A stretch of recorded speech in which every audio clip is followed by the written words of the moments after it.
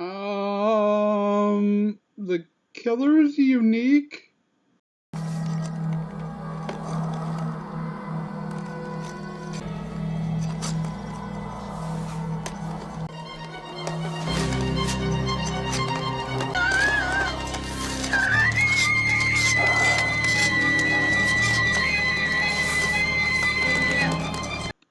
Today we review the mostly filmed in 1983 horror film Curtains, which begins with a famous actress being put into a mental institution.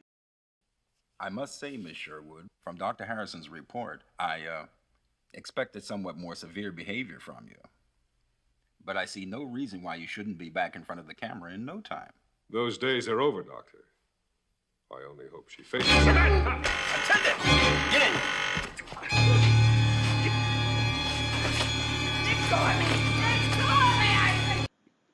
It turns out, though, that this is all an act. She wants to try method acting and go into a mental institution to see how crazy people really act. But, as a side effect, it actually drives her crazy.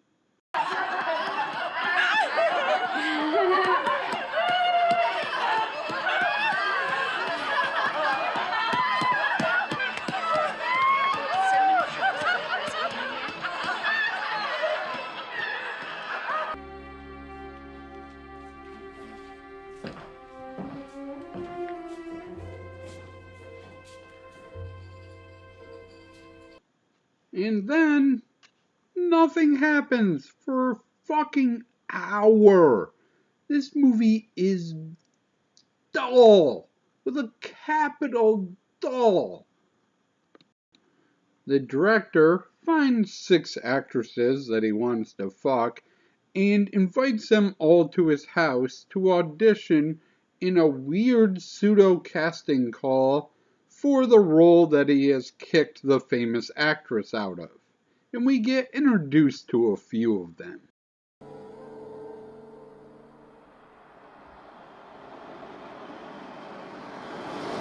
I first read the book when I was a little girl. It was so beautiful.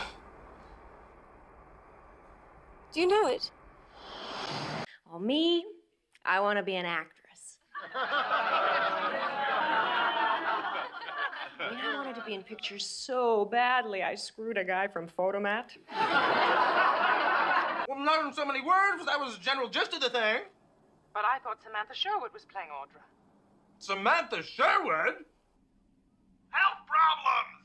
You're the one!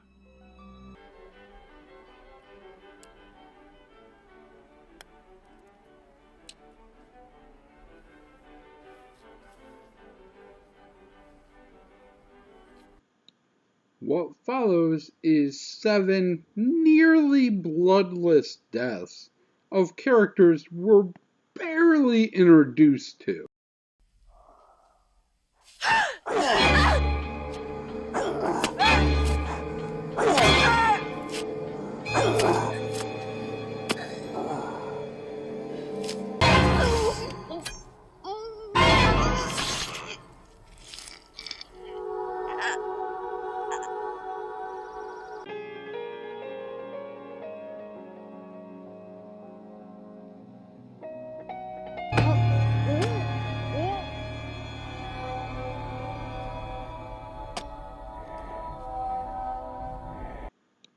Now I know what you're saying. How can I claim that nothing happened in a movie where 7 people are murdered?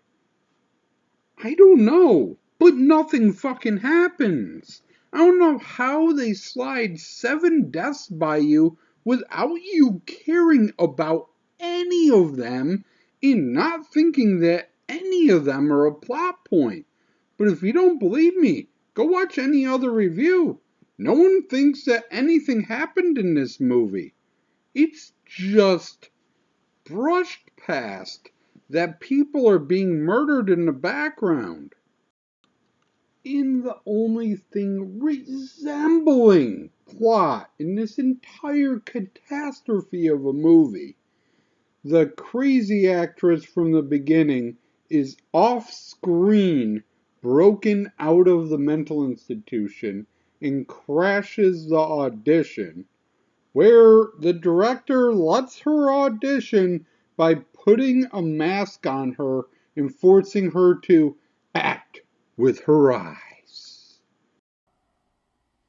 Make me love you. Make me desire you. You're beautiful, remember.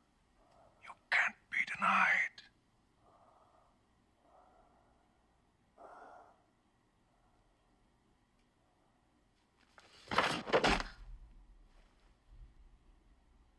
This is a mask, too. Are you satisfied? This could have been the end and been mercifully over, but 3 years later, someone found more money and decided to finish this travesty of a film by letting the only surviving actress run around a prop room for a couple minutes.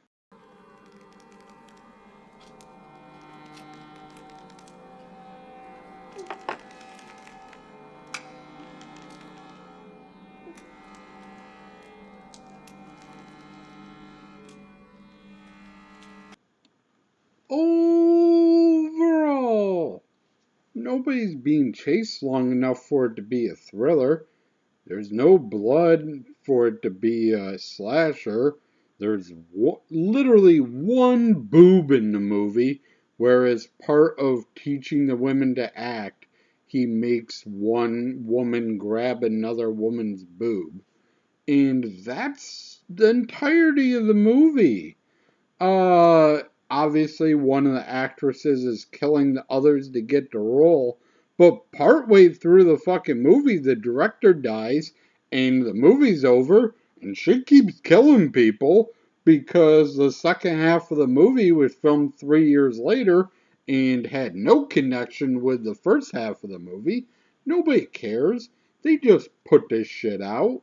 It's not a thriller. It's not a slasher. It's barely a fucking movie.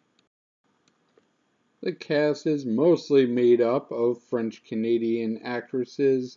John Vernon, who played the Dean in Animal House, plays the director, and he's actually credited as the director of this film despite not directing it, because the actual director, who's a French-Canadian cinematographer, wanted nothing to do with the film after it was taken away from him. Thank you for watching, and as always, I shall try to do better next time. I ain't got no bonus clips this time. Bye.